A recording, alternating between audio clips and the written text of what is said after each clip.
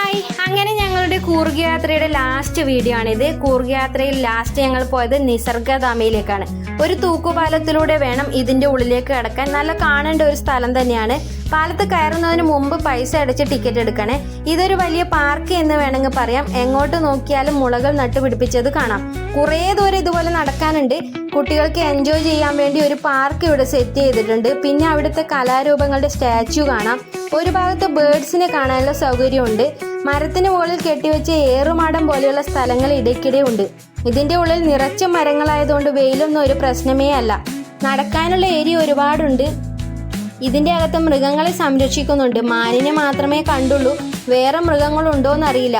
ഫോട്ടോയ്ക്ക് പോസ്റ്റ് ചെയ്യാൻ പറ്റിയ ഒരുപാട് സ്ഥലങ്ങളുണ്ട്. മുമ്പത്തെ ഗ്രാമീണ ജീവിതം കാട്ടിത്തരുന്ന സ്റ്റാച്യുവും ഇവിടെയുണ്ട്. നിസർഗധാമയിലാണ് ഷോപ്പുകൾ കൂടുതലുള്ളത്. സാധനങ്ങളൊക്കെ വാങ്ങിയത് അവിടെ നിന്നാണ്. എല്ലാത്തിനും നല്ല വിലയും ഉണ്ട്.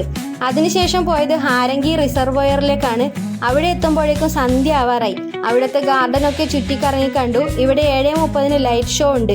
അതുകൊണ്ട് 7 മണി വരെ ഇവിടെ നടക്കാനുള്ള സമയമുണ്ട്. ഡാമിന്റെ അടുത്ത് എത്തിയപ്പോഴേക്കും ഇരുട്ട് വീഴാൻ തുടങ്ങി. കൃത്യസമയത്ത് ലൈറ്റ് ഷോ തുടങ്ങി.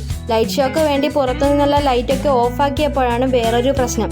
എല്ലാവരും മൊബൈൽ ഓണാക്കിയതുകൊണ്ട് പ്രാണികൾ മൊത്തം എല്ലാവരെയും പൊതിയാൻ തുടങ്ങി. അതൊരു വല്ലാതെ ഡിസ്റ്റർബായി പോയി. ലൈറ്റ് ഷോ കണ്ട് കൂർഗിനോട് ബായ് പറഞ്ഞ് നാട്ടിലേക്ക് തിരിച്ചു. നാട്ടിലെത്തുമ്പോൾ രാത്രി 1 മണി, അല്ല പുലർച്ചെ 1 മണി. അങ്ങനെ ഞങ്ങളുടെ കൂർഗ് യാത്രയുടെ വീഡിയോ ഇവിടെ അവസാനിക്കുകയാണ്.